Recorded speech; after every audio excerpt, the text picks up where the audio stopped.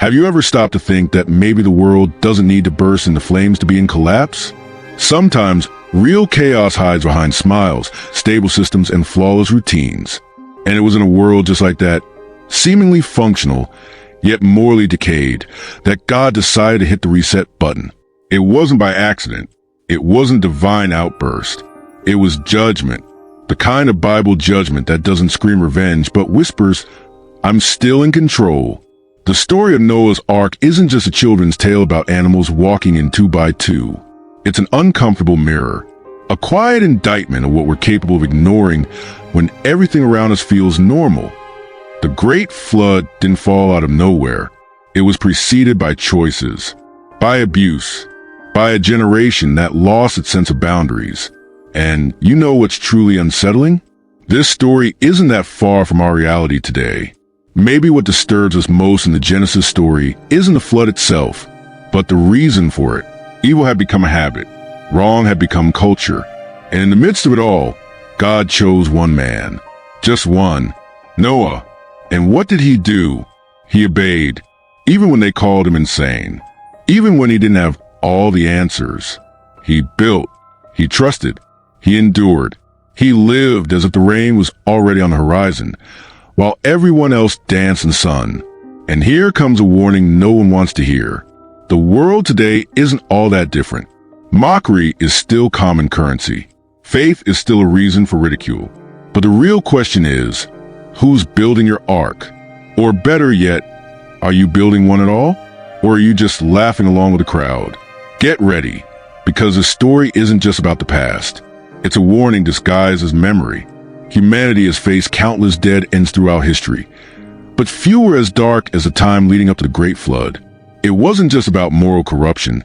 It was a deep rot that had infected the collective soul. Picture a world where every thought, every desire, every action was bent toward evil. There was no empathy, no compassion, and respect for life had been cast to the wind.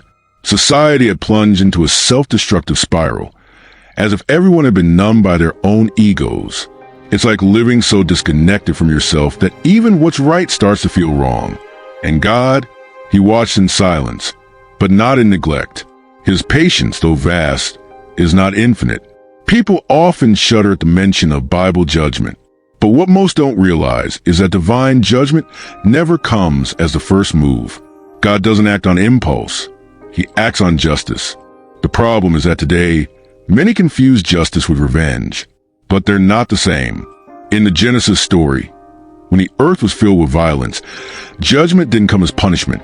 It came as healing, a painful intervention, yes, but a necessary one.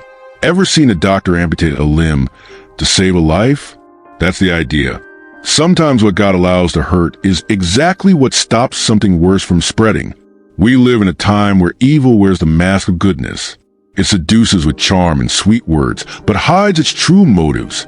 And when you look at the story of Noah's Ark, you realize that what grieved God wasn't just what people were doing.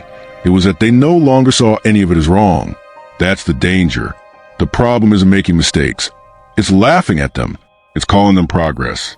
When sin becomes a trend and righteousness becomes a joke, brace yourself. Something is going to shake the foundations. It's like dust swept under a rug.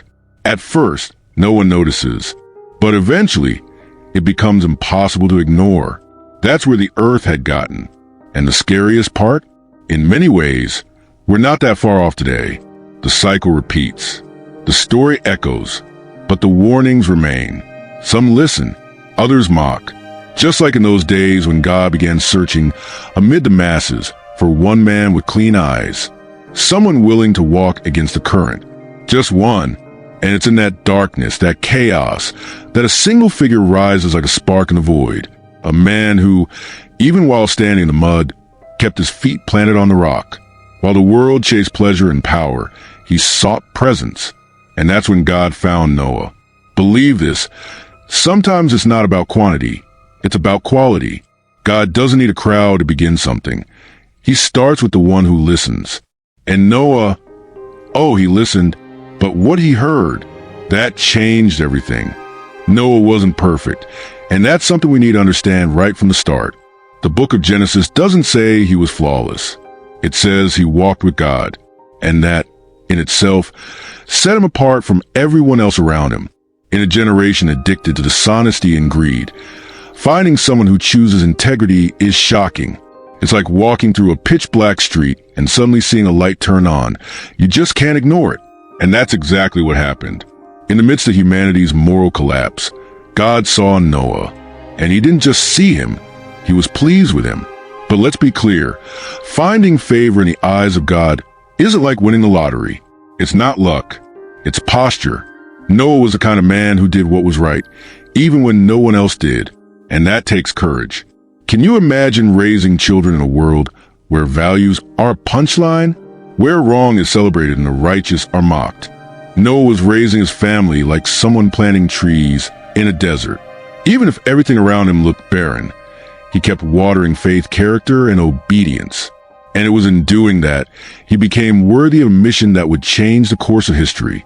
The favor Noah found didn't place him in a position of privilege.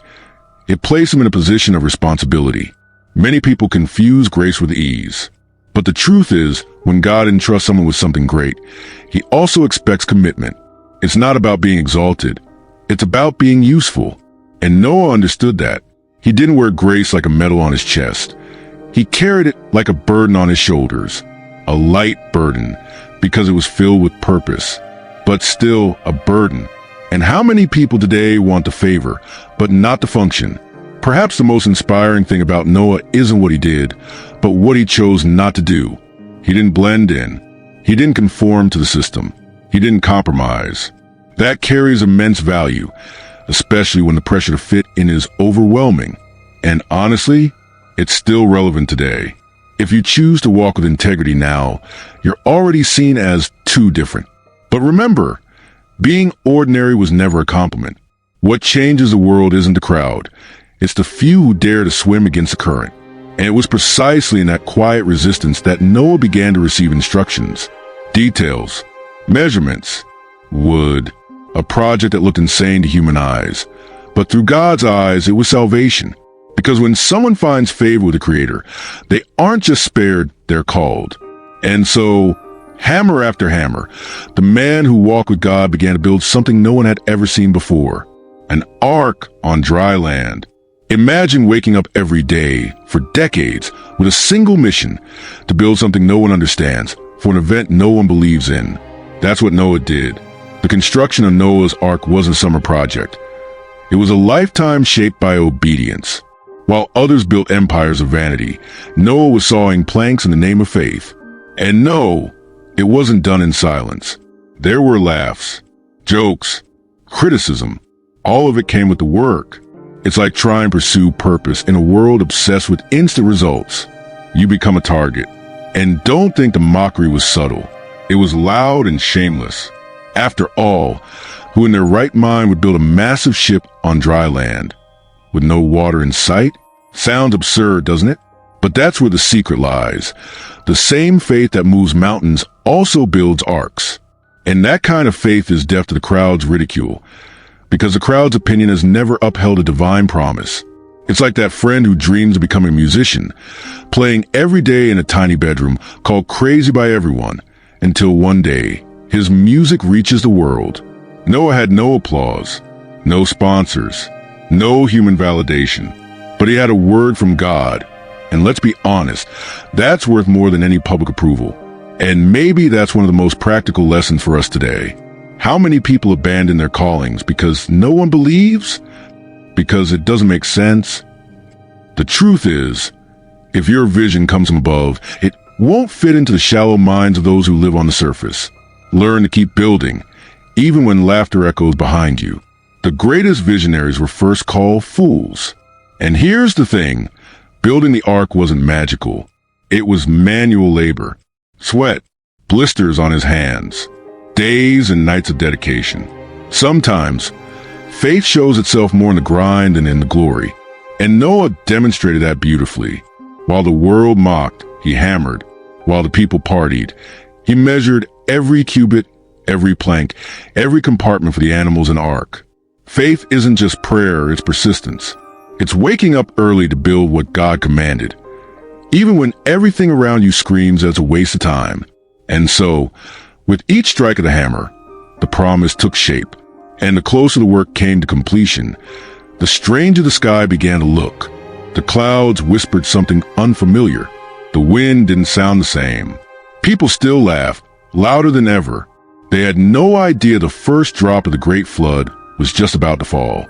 And when it did, laughter turned to panic. The first drop felt like nothing, almost shy, but within minutes, the heavens split open. It was as if the floodgates of the universe had burst. And for 40 days and 40 nights, what had once been solid ground became a sea of despair. That rain wasn't just water, it was liquid judgment, pouring down mountains, sweeping through cities, drowning the arrogance of a world that thought nothing could ever touch it. What once seemed impossible had become inevitable. And suddenly, the laughter stopped. The mockers? Gone. The water rose without asking permission. It flooded homes, fields, roads. What was certainty yesterday became tragedy today. The strongest tried to climb the hills. The richest tried to save their treasures. But they all discovered the same truth. On the day of judgment, status doesn't float. The only salvation was that massive structure built by the one they had all ignored. And inside, safe and sheltered, were Noah, his family, and the animals in the ark. Because those who build with faith don't just survive, they ride the storm with purpose. And here's something powerful. While everything outside was collapsing, inside the ark there was stillness. There was prayer. There was faith. That ark wasn't just a boat. It was a floating sanctuary, a refuge in the chaos, a school of trust where every thunderclap was a lesson and every lightning strike a reminder. Sometimes the flood is necessary to clear the land. Some stains only the waters of crisis can wash away. And no, it's not punishment. It's a new beginning. Some people only learn to value air when they start to drown. For 40 days, the sky wept without rest. It was as if creation itself, tired of being violated, finally poured out its grief. The world was being baptized, not by choice, but by urgency.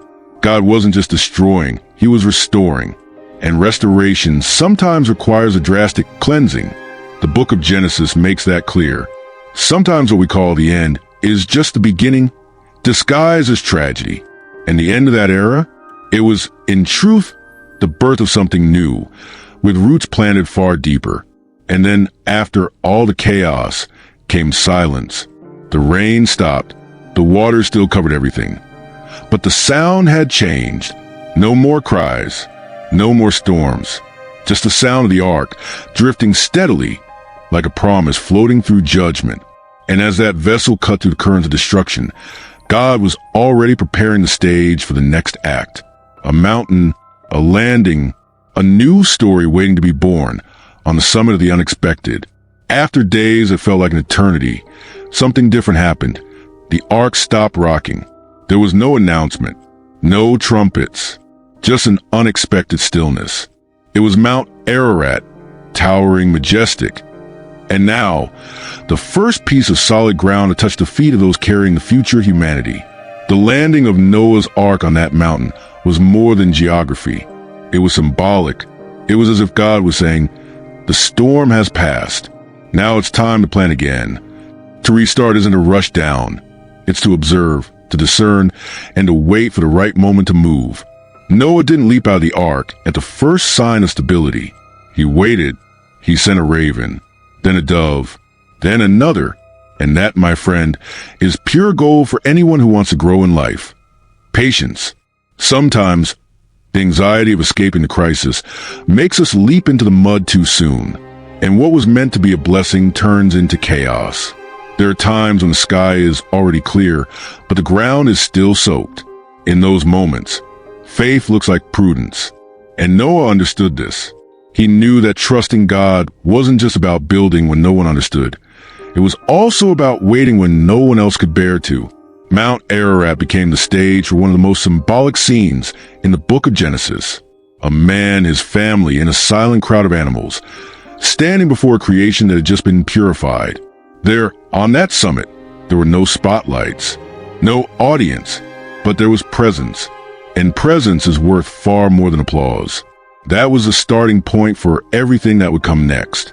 And if we stop to think, how many Ararats has God already prepared for us? High places where he parks us to help us see with clarity what once looked like chaos? Noah didn't just exit. He stepped out with purpose. The very first thing he did was build an altar that is powerful before building a house. He built a memory before planting seeds. He offered worship, and that says a lot about priorities. Instead of rushing to recover lost time, he honored the one who preserved time itself. And maybe that's something we can apply today. Before trying to fix everything, how about recognizing the one who kept you standing in the middle of your own storm? Worship before action. Always. And it was there, with the scent of sacrifice rising, that something invisible began to be sealed. God, who had judged with justice, was now revealing his mercy through an eternal covenant. And it's in that moment, between altar and sky, between the end of one era and the start of another, that a sign appeared. A bow stretched across the clouds like the Creator's own signature. And then there was a colorful arc stretched across the still damp sky, as if God himself had painted the promise with his own hands. It wasn't just beautiful, it was meaningful. It was a symbol of an eternal covenant, a rainbow covenant, a visible reminder that even though judgment exists, mercy will always have the final word. God looked at Noah, at his family, at the animals in the ark, and declared, "Never again will I destroy all life with water." A new cycle was beginning, not by the strength of men, but by grace from above. It's fascinating how God chose something so simple, so natural, a bow of light, to carry a message so profound. And that's the beauty of it. The divine doesn't need complexity to reveal itself. Simplicity carries power. And how often in the rush of our daily lives do we miss the rainbows God sends our way? A delay that ends up being a rescue. A friendship that appears out of nowhere. A no that saves you from disaster. Life is full of hidden covenants, right there in plain sight. But to see them, you have to look with faith. From that moment on, God established principles, guidelines. He didn't just seal a promise. He gave a responsibility. The new covenant wasn't just about protection. It was about purpose, about keeping alive the memory of what had happened. And that still matters today. Some people want the favor, but forget the responsibility. To be remembered by God is an honor. But to remember God on your good days, that's maturity. And the rainbow wasn't just for him to remember the promise. It was for us to never forget the one who made it. What began with Bible judgment ended in restoration. What looked like the end of the world became the beginning of hope. Humanity was rebooted, not by merit, but through the faith of one man and the unchanging character of God. And guess what? That truth still holds. Even today, God is looking for people like Noah, ordinary people with extraordinary courage, people who build even when called crazy, who wait when no one else can, and who worship even without knowing what comes next, because those who trust will keep walking, even when they can't see the ground. And maybe right now, in the middle of your own flood, the sky is already painting a bow over your life. Maybe you haven't seen it yet. Maybe it's still raining. But in the right time, the promise will appear, because the God of the Genesis story is still the same. And the story that began with judgment is now unfolding into something even greater, a continuous line that points toward future covenants, deeper ones, bolder ones, and infinitely more transformative. And now that you've heard this story with fresh eyes, tell me, how many times have you ignored the signs around you? Are you waiting for the rain to start before you begin to act? Or, just like so many in Noah's time, have you been laughing at what you should be taking seriously? The truth is simple and brutal. Everyone is building something. The question is, what and why? Are you building something that can withstand time, pressure, and judgment? Or are you just stacking up distractions to keep up appearances? Maybe the flood in your world won't come with water, but with loss, loneliness, crisis, or disappointments that pour down like silent storms. And when that moment comes, because it always does, what will keep you standing? This video wasn't made to entertain you. It was made to stir something inside you, to make you reevaluate your priorities. Maybe it's time to start building your own ark, That project God gave you but you abandoned because you were afraid of what people would say. So what will it be? Will you keep bowing to the system? Or will you be the crazy one who builds when no one understands, but survives when no one expects it? If this story spoke to you in any way, leave a comment below. Tell me, what are you going to start building today? And before you go, make sure to subscribe to the channel, turn on the bell, and share this video with someone who also needs to hear this message. Because time is running out, and the sky is already getting heavy.